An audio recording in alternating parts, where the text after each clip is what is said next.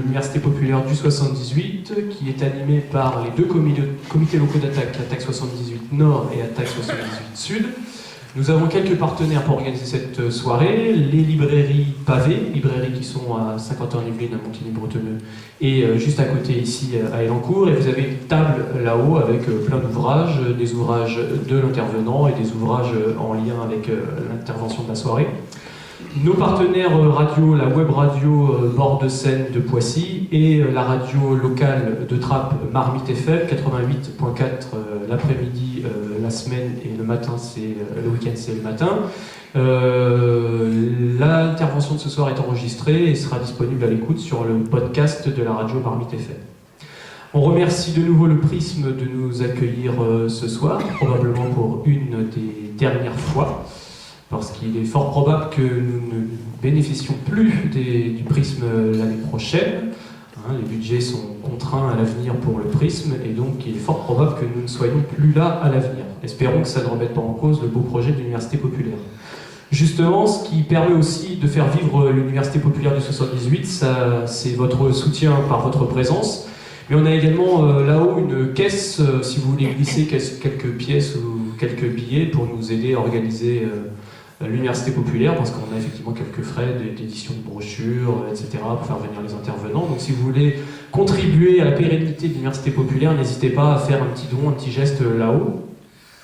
Alors l'intervenant du soir, c'est Aurélien Bernier. Il est ancien dirigeant d'Attaque. On peut dire aujourd'hui qu'il est compagnon de route du Front de Gauche. Il collabore au Monde diplomatique et il a publié un certain nombre d'ouvrages, comme Le climat otage de la finance en 2008, Désobéissons à l'Union européenne en 2011, et Comment la mondialisation a tué l'écologie en 2012. Alors ce soir, il vient pour le dernier ouvrage, La gauche radicale et ses tabous, pourquoi le Front de gauche échoue face au Front national. Alors dans son livre, on voit qu'il parle de gauche radicale et du Front de gauche, parce que effectivement, il parle de la gauche au sens Front de gauche, Attaque, le NPA, lutte ouvrière, etc., etc. Alors nous, on a intitulé ce soir la soirée plus simplement Pourquoi la gauche échoue face au Front national, étant entendu que pour nous, voilà, ce soir, dans son livre, il ne parle pas du Parti socialiste. Il n'y a plus vraiment d'ambiguïté aujourd'hui pour savoir s'il y a un lien entre la gauche et le Parti socialiste aujourd'hui, et l'ambiguïté qui existait peut-être au moment de la rédaction de l'ouvrage est levée aujourd'hui. Alors au niveau de l'intervention de ce soir, je vais lui laisser la parole pendant environ 45 minutes. Ensuite, j'aurai peut-être moi personnellement quelques questions à lui poser pour lancer un petit peu la discussion, et ensuite ça sera à vous. On fera circuler un micro qui vous permettra d'échanger, de donner votre point de vue, de poser des questions. Voilà, on essaiera de terminer à 22h30 pour vous laisser le temps d'acheter des ouvrages, de discuter, de venir engueuler Aurélien Bernier ou de venir le féliciter. Voilà. Et à 23h, hop, le dernier a quitté les lieux, et comme ça, voilà, le Prisme, on aura libéré les lieux pour 23h. Donc je vous remercie et je te laisse la parole pour voilà, ton exposé. Allô ? Oui. Merci beaucoup d'être venu, et puis merci à Attaque pour cette invitation et pour l'organisation de ce genre de débat, y compris sur les tabous de la gauche, ce qui montre que, en tout cas, dans le département, Attaque n'a pas de tabou. Donc le livre dont il est question est sorti au mois de janvier l'année dernière, et je l'ai écrit après la séquence électorale de 2012, même pendant la séquence électorale de 2012, à une époque où le Front de gauche était relativement bien portant, et où malgré tout le résultat de la présidentielle a été bien plus favorable au Front national qu'au Front de gauche, puisque même si Jean-Luc Mélenchon a réalisé un très bon score, eh bien Marine Le Pen le devançait assez largement. Et la question que je me suis posée et à laquelle j'ai essayé de répondre, c'est de savoir pourquoi, dans ce contexte de crise économique gravissime, de crise du capitalisme, de critique du capitalisme qui est devenu, je pense, largement majoritaire dans l'opinion publique, eh bien pourquoi, malheureusement, ce n'était pas la gauche qui fruits de cette critique, et pourquoi au contraire c'était le Front National qui se trouvait sur une pente ascendante. Alors autant vous dire que depuis 2012, la situation s'est encore aggravée et malheureusement les échéances politiques jusqu'à la dernière ont confirmé l'analyse que je faisais dans ce livre, c'est-à-dire que le Front de gauche, malgré cette belle performance de 2012, est revenu à des scores relativement faibles, et qu'à l'inverse, le Front National a continué sa progression, avec un moment qui a été particulièrement important, c'est l'élection européenne de mai 2014.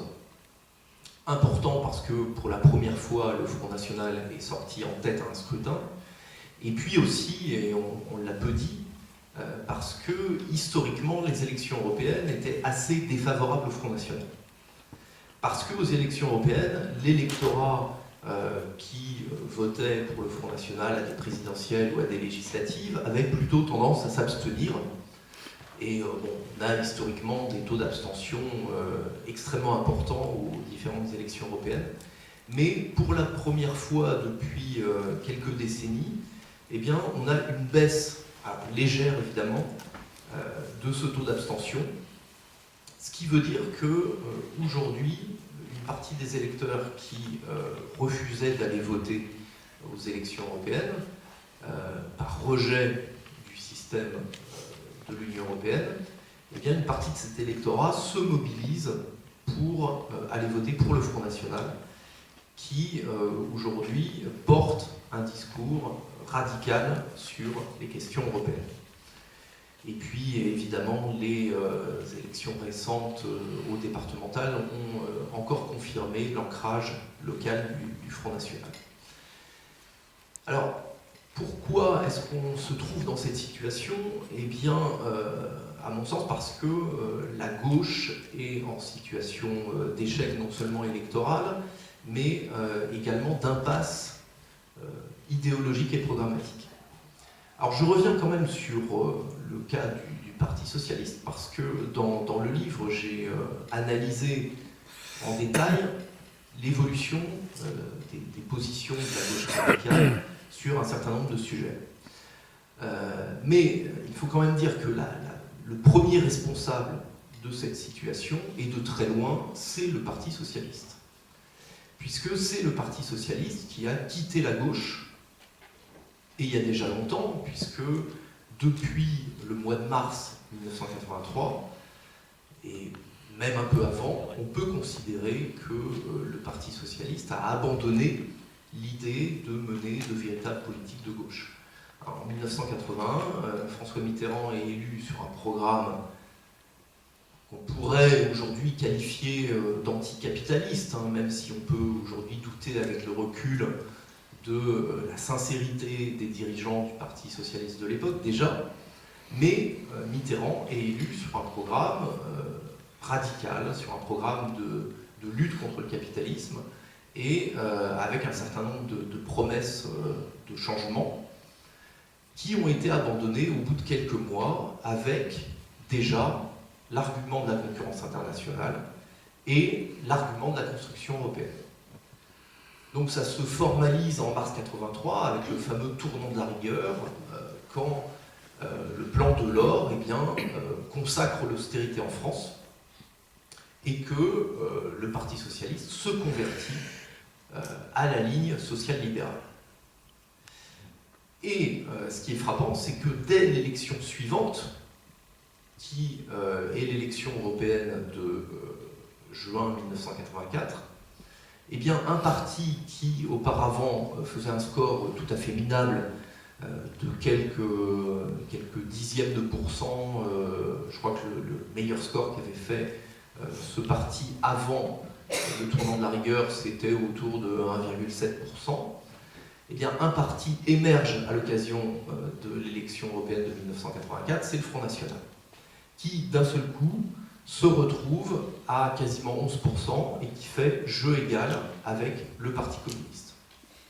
Parti communiste qui à l'époque est au gouvernement, qui a 3 ministres, et qui, bien sûr, porte aux yeux du public la co-responsabilité de l'échec de la gauche, même si, évidemment, ça ne se situe pas au même niveau, mais en restant au gouvernement, finalement, le Parti communiste semble cautionner le tournant libéral du Parti socialiste, ou en tout cas ne s'oppose pas suffisamment.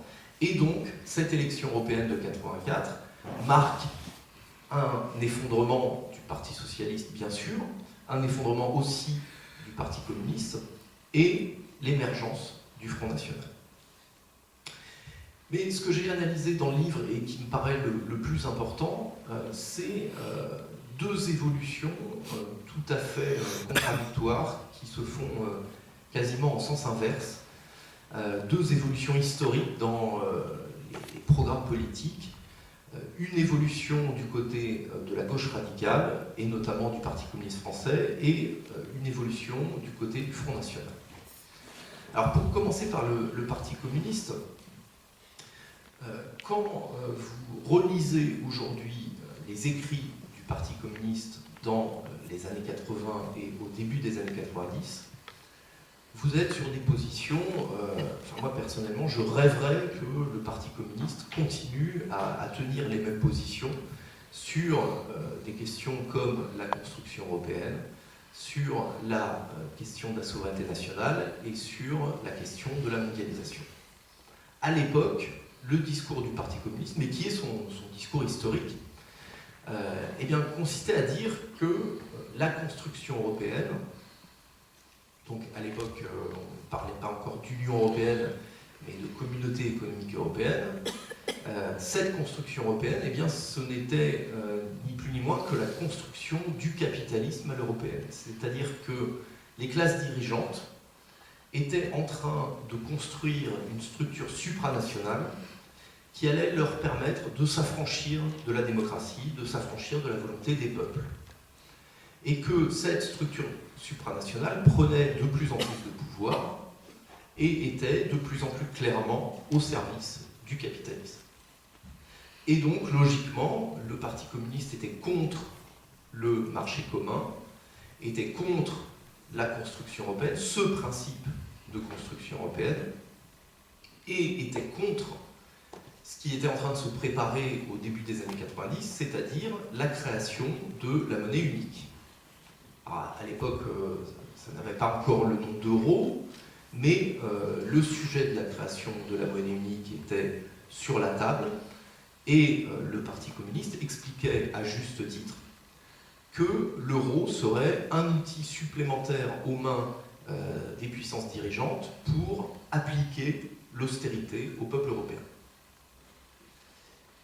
Le Parti communiste avait également un discours très offensif sur la question de la souveraineté nationale.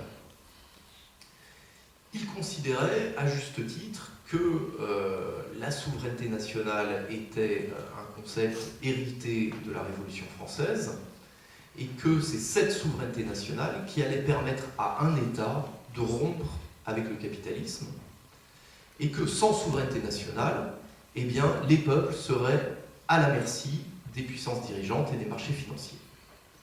Et puis, le Parti communiste considérait que pour défendre la souveraineté nationale, eh bien, il fallait défendre la production locale, et donc défendre l'industrie française, y compris avec des mesures protectionnistes pour protéger d'une concurrence déloyale qui commençait déjà à s'exercer avec un certain nombre de pays émergents. Alors, ce n'était pas encore la Chine, ce n'était pas encore l'Inde, ce n'était pas encore le Brésil, mais c'était les pays du sud-est asiatique. Une concurrence internationale, eh bien, qui pesait sur les entreprises, qui créait du chômage et qui créait une pression sur les salariés de manière à leur faire accepter absolument tous les reculs sociaux imaginables. Donc, quand on relit ces positions du Parti communiste, on est frappé de voir le chemin qui a été parcouru, puisque aujourd'hui, le Parti communiste, eh bien, évidemment, est contre l'eurolibéralisme, le libéralisme à l'européenne, mais défend la construction européenne, ne parle plus de protectionnisme et reste très très timide sur la question de la souveraineté nationale. Alors j'ai cherché à comprendre ce qui a pu se passer dans cette organisation pour qu'on ait un changement de ligne politique aussi impressionnant. Et en fait, ce qui est tout à fait intéressant, c'est que le Parti communiste tient ses positions fermes, historiques, jusqu'au début de l'année 1997. En janvier 1997, le Parti communiste lance encore une pétition pour réclamer un référendum contre le passage à la monnaie unique. En considérant, alors 1997, on a eu le traité de Maastricht qui est passé malheureusement d'un cheveu, mais qui, le oui à Maastricht l'a remporté. Mais le Parti communiste considère, à juste titre, que Maastricht a validé le principe du passage à la monnaie unique, mais que le traité de Maastricht n'avait pas défini les critères de passage à la monnaie unique. Et entre-temps, ces critères se sont précisés, et début 1997, il est tout à fait clair que ce sont des critères d'austérité qui vont présider au passage à la monnaie unique. Et donc le PCF lance une grande pétition pour réclamer un nouveau référendum, et bien sûr, le PCF souhaite voter non au passage à l'euro, enfin à la monnaie unique, dans des conditions d'austérité. Et le Parti communiste dit il n'y a pas besoin de monnaie unique qui va transférer la souveraineté monétaire à l'Union européenne. Ce qu'il faut, c'est une monnaie commune. C'est-à-dire que chaque État garde des monnaies nationales et qu'on crée une monnaie d'échange commune aux États qui va se superposer, mais qui ne va pas priver les États de leur souveraineté monétaire. Et malheureusement, tout ça est balayé en l'espace de quelques mois, au moment où se préparent les élections législatives. Alors le calendrier électoral initialement prévoyait des législatives au mois de juin 1998, et puis, comme vous vous en rappelez, Jacques Chirac a cette brillante idée de dissoudre l'Assemblée nationale, et les élections législatives sont avancées d'1 an au mois de juin 1997. Et donc, les négociations du Parti communiste avec son principal partenaire, à l'époque ils n'étaient plus tout à fait vraiment partenaires, mais son principal interlocuteur, le Parti socialiste, eh bien ces négociations se font en vitesse accélérée. Et dans ce temps très limité de négociation, eh bien le Parti socialiste pose un ultimatum au Parti communiste, par l'intermédiaire de son chef, Lionel Jospin, qui va dire au PCF nous ne pouvons pas envisager de diriger le pays ensemble compte tenu des positions, des divergences que nous avons, notamment sur les questions européennes. Et donc si le Parti communiste ne revoit pas ses positions sur la construction européenne, nous, Parti socialiste, qui avons largement participé à cette construction de l'Europe de Maastricht, nous, Parti socialiste, qui sommes pour la création de l'euro, eh bien, on ne peut pas gouverner avec les communistes. Donc voilà, c'est présenté dans un langage un peu diplomatique, mais ça reste un ultimatum. Et malheureusement, le Parti communiste va accepter, va se soumettre à cet ultimatum. Alors, pour différentes raisons, mais la principale est que le Parti communiste est, depuis quelques années, dirigé par Robert Hue, qui est arrivé en 1994 à la direction du parti, et que Robert Hue n'a jamais caché son souhait de créer une nouvelle alliance avec le Parti socialiste. Dans son livre qu'il sort en 1995, donc il est à la tête du PCF depuis 1 an, il est candidat à l'élection présidentielle de 1995, et bien Robert Hue affiche cet objectif de recréer une nouvelle union de la gauche. Et ce qui est grave, c'est que Robert Hue ne met absolument aucune condition programmatique. J'ai relu ce livre plusieurs fois. La seule condition qu'il met, c'est qu'il y ait un respect mutuel un respect des différences entre les différentes composantes de la gauche au sein de cette nouvelle union de la gauche. Mais il ne pose aucun préalable programmatique, ni sur les questions européennes, ni sur les questions industrielles ou de souveraineté. Et Robert Rue défend cette alliance avec le Parti socialiste à l'occasion des élections législatives de 1997. Et malheureusement, le Parti communiste, qui est assez déboussolé au niveau intellectuel, puisqu'il vient de subir l'effondrement du bloc de l'Est quelques années plus tôt, eh bien, les militants du Parti communiste laissent cet accord se faire, alors avec une opposition interne qui a existé et qui était très ferme. Certains dirigeants communistes s'opposaient à cette alliance avec le Parti socialiste, mais malheureusement, ils n'auront pas gain de cause, et la direction du PC accepte l'ultimatum de Lionel Jospin.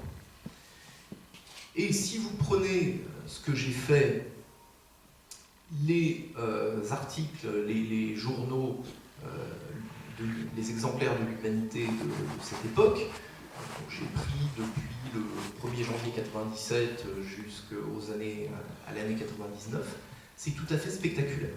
C'est-à-dire, au début de l'année, on est sur un discours offensif sur l'Europe, sur la monnaie unique, sur la défense de la souveraineté nationale. Et à partir du moment où cet accord est signé, eh bien, vous avez un changement de discours. Par exemple, sur la question monétaire, ce n'est plus le principe même de la monnaie unique qui est condamné par le Parti communiste, ce sont les critères de passage à la monnaie unique. Et le Parti communiste dit, voilà, c'est pas la monnaie unique qui est le problème, ce sont les critères de Maastricht. Et de la même façon, le Parti communiste n'est plus opposé à cette construction européenne. Le Parti communiste n'a jamais été opposé au principe d'une construction européenne. Il était clairement opposé au principe de cette construction européenne qui se faisait au service du capital. Mais au printemps 97, le discours change là aussi, et il n'est plus opposé à la construction européenne qu'on nous propose, il est opposé à la ligne libérale de cette construction européenne. Voilà, comme si on pouvait dissocier ces deux éléments. Et à la fin de l'année 97, quand Robert Rue intervient à l'Assemblée nationale, que les ministres communistes sont au gouvernement de Lionel Jospin, il aura même cette formule qui va rester dans les annales et dans le vocabulaire du Parti communiste de la fin des années 90. Il va dire maintenant le PCF est euroconstructif. Et en fait, ce qui se produit au sein du parti, eh bien, c'est un alignement des positions du parti sur la position du Parti socialiste, qui est celle de l'Europe sociale. Avec un vocabulaire différent, avec une version plus rouge de l'Europe sociale, plus offensive, mais finalement, on est exactement sur la même position. C'est-à-dire que le PCF comme le PS disent bon, l'Europe qui se construit n'est pas satisfaisante, mais si on avait véritablement une gauche au pouvoir, eh bien, on pourrait construire une Europe sociale. Manque de peau, la situation d'une gauche au pouvoir au niveau européen eh bien, arrive en 98-99, puisque après l'élection de Lionel Jospin en juin, enfin, son arrivée à Matignon en juin 97, eh bien, on a l'arrivée au pouvoir au Royaume-Uni d'Anthony Blair et en Allemagne, donc Helmut Kohl est battu et c'est les sociodémocrates qui arrivent au pouvoir.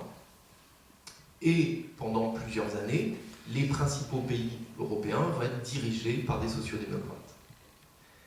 Et qu'est-ce qu'on constate? Eh bien, on constate qu'on n'a jamais autant accéléré les politiques ultralibérales au niveau européen qu'à cette époque. Donc ce rêve de l'Europe sociale rose du Parti socialiste et l'Europe sociale rouge du PCF, eh bien, s'effondre au tournant des années 2000. Si vous vous souvenez, on avait un certain nombre de mobilisations sociales en 97-98, les premières manifestations européennes, et qui prenaient de l'ampleur à l'époque. Et puis, quand ce basculement politique se fait et que les principaux pays sont dirigés par les sociodémocrates et que les politiques libérales continuent à s'accélérer, eh bien là, c'est la bérésina et on est confronté véritablement à la réalité de cette Union européenne, c'est-à-dire une structure qui a été faite par des libéraux pour mener des politiques libérales et qui n'a pas l'intention de dévier sa ligne d'un centimètre. Le deuxième tournant, qui est à peu près symétrique et qui est tout aussi important, eh bien, c'est celui du Front National. Parce que pendant que le Parti communiste, encore une fois, en réponse à un ultimatum du Parti socialiste, eh bien, abandonnait un certain nombre de positions historiques, eh bien, le Front National, lui, faisait aussi une conversion, mais en sens inverse. Quand le Front National se crée dans les années 70, d'une part, sur les questions économiques, on a un discours qui est très minimaliste, et surtout, on est sur une ligne, voilà, qu'on doit principalement à Jean-Marie Le Pen, qui est une ligne tout à fait ultralibérale. Et pendant des années, Le Pen va se revendiquer de l'ultralibéralisme, va encenser Ronald Reagan, Margaret Thatcher, etc. D'ailleurs, si vous avez l'occasion de lire ce petit bouquin de Fakir qui retrace l'évolution du discours du Front National, vous y trouverez à peu près la même chose que dans le mien, c'est-à-dire un Front National qui, à l'époque, est tout à fait ultralibéral et qui, brusquement, va changer de position et qui va faire ce changement au début des années 90. Alors, un changement qui s'explique par plusieurs facteurs. D'une part, on a une situation géopolitique qui change avec l'effondrement du bloc de l'Est. Le Front National s'était construit en partie contre le communisme et avait développé un discours anticommuniste primaire. Et voilà, quand le Parti socialiste était au pouvoir, voilà, il s'attaquait au gouvernement socialo-marxiste. Voilà, donc se battait contre cette idée que le communisme allait déferler sur la France et sur les pays européens. Donc cet anticommunisme du Front National n'a plus véritablement de raison d'être. Par contre, on est à une époque où la mondialisation s'accélère, où on est en train de préparer l'Europe de Maastricht, où on dérégule à tour de bras, où le commerce international s'intensifie, et le Front National comprend qu'il a beaucoup plus à gagner à passer sur une position anti-mondialiste qu'à continuer à développer un discours ultralibéral à la Reagan, Thatcher, quand c'est pas vanter les mérites du modèle économique d'Augusto Pinochet au Chili. Et cette conversion spectaculaire se fait à l'occasion du référendum sur le traité de Maastricht, où le Front National réécrit son programme économique et commence à se battre contre l'Europe de Maastricht. Et commence à capter la lame de fond dans la société française qui s'élève contre ce tournant ultralibéral au niveau européen. Et ce qui est tout à fait intéressant, c'est que dès les élections suivantes, on va voir un changement dans le vote Front National. C'est-à-dire qu'avant 1992, on a un électorat du Front National qui est centré sur les bastions historiques du Front National, donc le pourtour méditerranéen, la région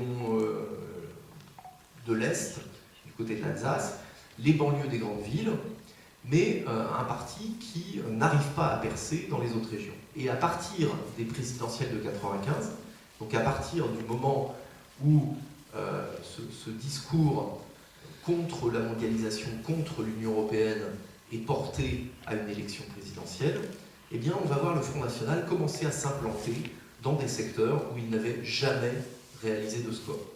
Donc dans les bastions ouvriers dans le nord de la France, dans l'Ouest, où historiquement n'a jamais réussi à faire quoi que ce soit. On commence à avoir un électorat, Front National,